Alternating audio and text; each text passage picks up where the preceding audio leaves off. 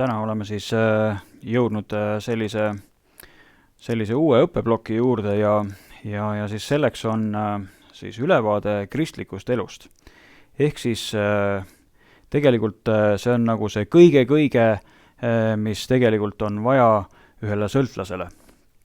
Ja toon siis teieni lihtsalt mõned näited, kes või mis on siis kristlikus elus inimesed ja see kogu see õppeplokk üldse koosneb väga erinevatest materjalidest, näiteks mida tähendab olla üldse kristlane, mida tähendab kogudus, mida tähendab teenida Jumalat ja mis ootab meid igavikus.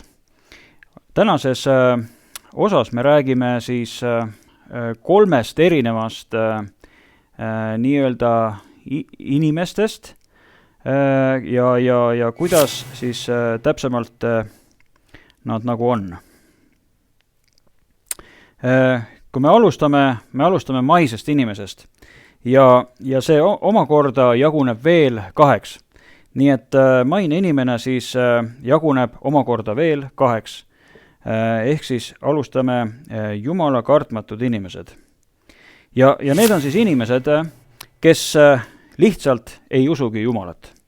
Ja elades oma elu just täpselt nii, nagu tema õigeks peab. Kui ma seda kunagi ühel päeval lugesin, siis mulle täpselt tuli meelde see, milline ma ise olin. Ma pidasin sel juhul Jumalat iseendaks ja kõik muu oli täiesti lihtsalt ükskõik. Nii et see on see etapp tavaliselt, kui sõltlane tuleb siis oma uude ellu ja ta õieti ei tea, kes on Jumal või mis on Jumal või mis on üldse kristlik elu. Siis see on see esimene faas nii-öelda. Teiseks, mis jagunes, on religioossed inimesed. Ta usub, et kirikus käimised muudavad ta kristlaseks. Ja kui minna ja istuda lihtsalt kirikupingil, panna iluskena lips ette, siis tegelikult see teda veel ei tee kristlaseks.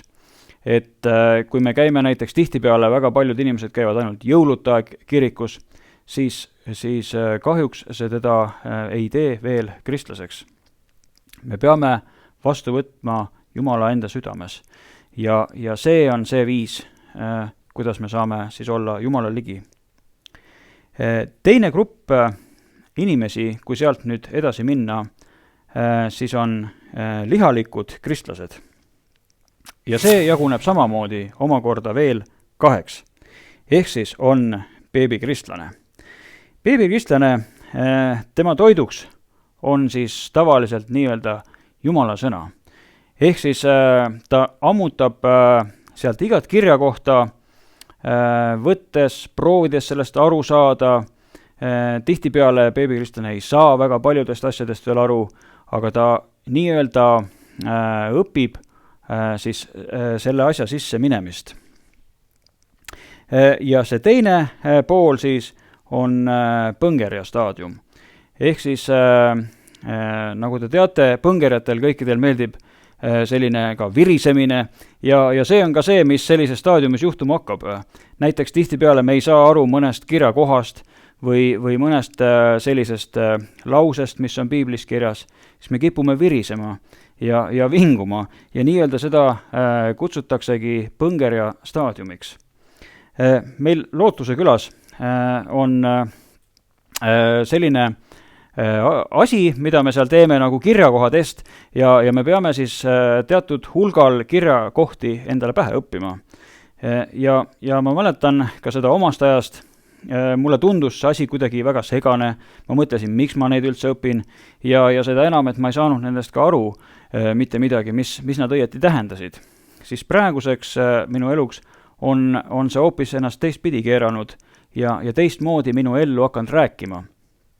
Ja see on see, et ma olin tol hetkel selline ka nagu viril, et ma ei saanud sellest aru ja ma lihtsalt proovisin ja see kuidagi ei jäänud pähe ja nii raske oli. Aga ühel päeval, kui see kõik jäi mulle pähe ja see sai mulle selgeks, siis ma sain aru, miks on need asjad üldse loodud.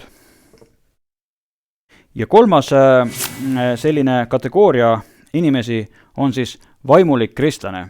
Ja need täpselt samamoodi jagunevad jälle omakorda 2 ja on siis, kui me alustame, siis on noored mehed Kristuses.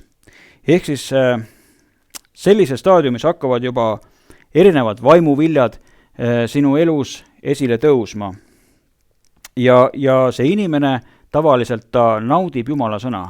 See on see, mida ta loeb siit raamatust. Ta loeb midagi ja ta naudib seda, mida ta loeb. Kui me Põngerja staadiumis me lugesime, me ei saanud aru täpselt, mida me loeme ja me kippusime olema sellised virinad, siis sellises staadiumis me saame juba sellest aru. Ja see on nagu kuidagi nii nauditav ja selline lahe, et me võtame Jumala sõna järjest rohkem nagu enda sisse, sest see on see, mida sõltlane vajab.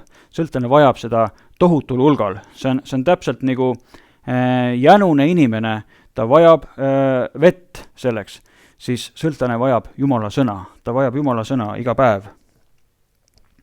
Ja teine kategooria sellest on siis isad Kristuses. Nad on võimelised juhtima juba teisi Kristuse juurde. Rääkides kas oma tunnistuse põhjal või mingite muude asjade põhjal, mis ja kuidas ja kui oluline on Jumal nende elus. Lihtsalt andma uut elu inimestele, andma uusi võimalusi inimestele, juhatama, rääkima sisse täpselt, mis asi on Jumala sõna üldse, mis asi on piibel ja kõik see, mis on selle ümber. Nii et tänases siis tunnis ka me siis rääkisime, kes on maine inimene, kes on lihalik kristlane ja kes on vaimulik kristlane. Need on nagu sellised kristliku, kuidas öelda, teenistuse või kristliku elu sellised erinevad faasid või astmed või kuidas keegi seda iganes tahab nimetada. Nii et võtkem Jumala sõna ja nautgem seda.